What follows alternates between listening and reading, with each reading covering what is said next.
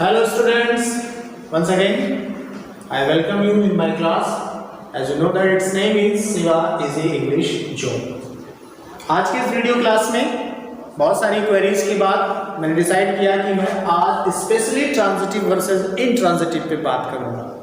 अक्सर बच्चों को बताया जाता है कि वर्ब ट्रांजिटिव है, ये वर्ब इंट्रांजिटिव है। पहली बात तो ये समझ लीजिए, कोई वर्ब ट्रांजिटिव है या इंट्रांजिटिव है कह के आप नहीं पकड़ सकते या बता सकते।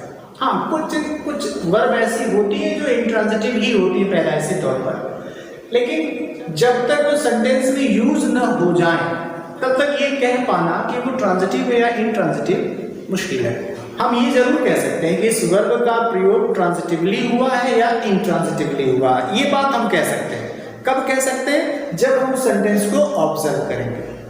दूसरी बात, किसी वर्ब का ट्रांजिटिव या इंट्रांजिटिव होना इस बात पे डिपेंड करता है कि वह वर्ब एक्शन डिनोटिंग वर्ब है या नहीं, यानी उस वर्ब से कार्य हो रहा है या नहीं।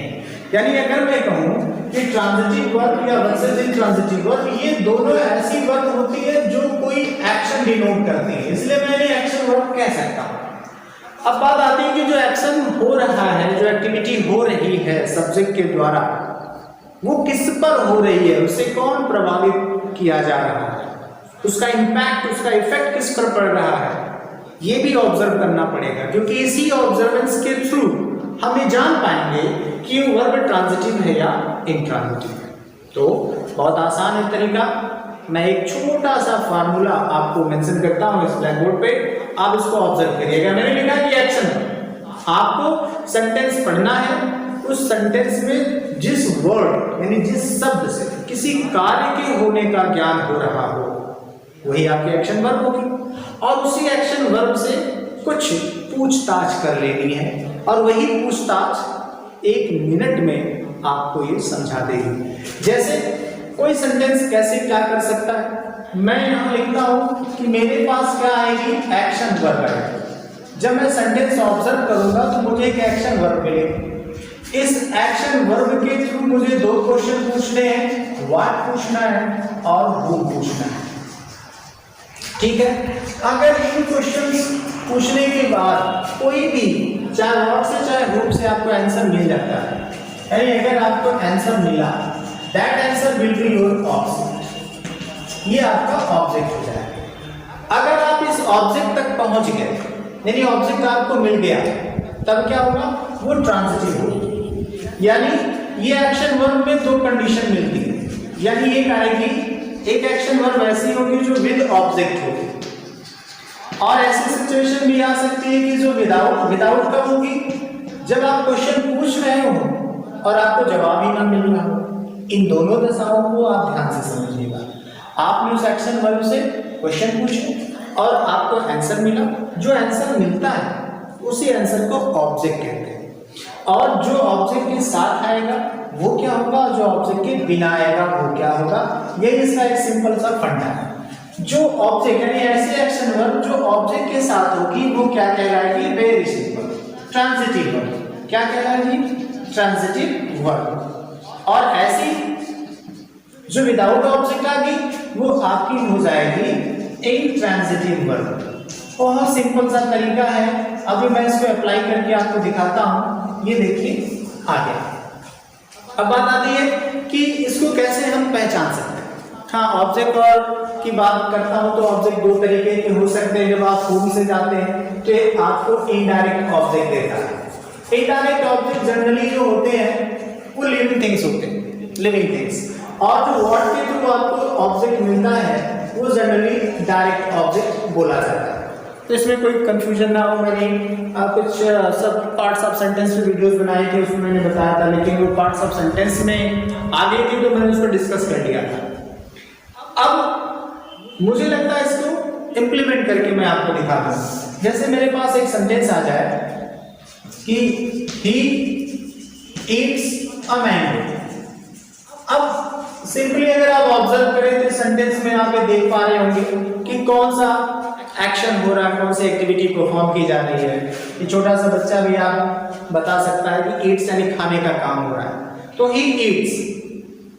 तो एक्शन वर्ब मिल ये हो गई आपकी एक्शन वर्ब। इस एक्शन वर्ब की अगली गतिविधि में आपको पूछना व्हाट या whom का क्वेश्चन। व्हाट यानी क्या, whom माने किसको। तो he eats what, I think आपको आंसर मिला। तो आंसर क्या हो गया, ये ऑब्जेक्ट हो, यानी ऑब्जेक्ट, इस वर्ब को ऑब्जेक्ट मिल गया। और ऐसे एक्शन वर्ब जिनको ऑब्जेक्ट नहीं मिला, ऑब्जेक्ट होती है, वो क्या कहलाएंगी, ट्रांजिटिव। तो आप एकदम डरने से कह सकते हैं कि ये ट्रांजिटिव वर्ब है। बिल्कुल, ट्रांजिटिव वर्ब का मतलब कि आपको आंसर मिलना चाहिए दोनों से किसी से, ठीक है। जैसे अब दूसरा एक क्वेश्चन सेंटेंस लिखूं मैं, he gave him a pen। अब यहां पर वर्ब है gave, एक्शन वर्ब हो गई he gave what, क्या दिया, क्या दिया, तो आप कहेंगे a pen।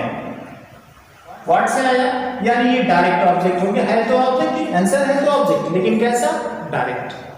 अब he gave a pen whom, किसको दिया, किसको, यानी him, ये आपका इनडायरेक्ट ऑब्जेक्ट है। देखिए दोनों, यानी ऐसे भी सेंटेंसेस बनते हैं जिसमें दोनों ऑब्जेक्ट आ सकते हैं।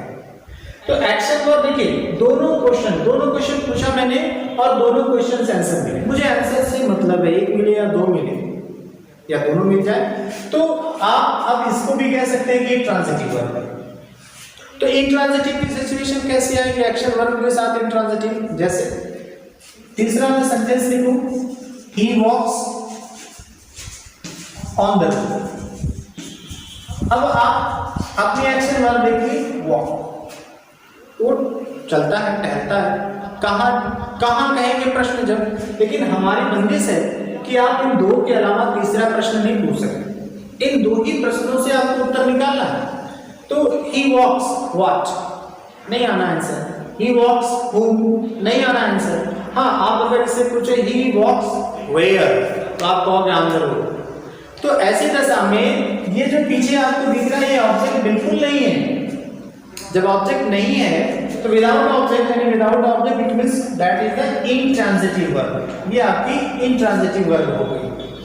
कुछ मैं विशेष बातें बता दूं, रूल्स ऐसे भी हैं कि जो हमारे पोजीशन ऑफ ऑब्जेक्ट चेंज होते हैं, पोजीशन ऑफ ऑब्जेक्ट चेंज हो सकते हैं। इसमें क्या होता है कि इसी सेंटेंस को आप दूसरे तरीके से लिख सकते हैं। कैसे लिख सकते हैं, जैसे मैं सेंटेंस को चेंज करूं तो he gave a pen to him। एक रूल है कि जब किसी इनडायरेक्ट ऑब्जेक्ट के, देखिए इनडायरेक्ट है, इसके आगे टू, यानी टू और फार अगर आपको मिलते हैं तो उसके बाद जो लिखा रहता है वो जनरली इनडायरेक्ट ऑब्जेक्ट होता है। तो ऑब्जेक्ट अगर सेंटेंस में उपलब्ध हुआ तो वह एक्शन वर्ब ट्रांजिटिव ही होगी, ठीक है। अगर ऑब्जेक्ट नहीं आया तो वो इंट्रांजिटिव होगी। हाँ, कभी ये भूल के मत कहिए कि ये वर्ब इंट्रांजिटिव है। कैसे, देख करके तो बिल्कुल नहीं। मैं लिख दूं यहाँ पर, मैं यहाँ लिख रहा हूँ रन, ठीक है, मैं यहाँ लिख रहा हूँ जैसे राइट, अब यहाँ लिखूं मैं रीड, ये कुछ वर्ब्स है, मैंने यहाँ लिख दिया है वर्ब। तो आप घोषित नहीं कर सकते कि ये ट्रांजिटिव है, ये वाली इंट्रांजिटिव है, वो वाली, ठीक है, ऐसा नहीं कह सकते।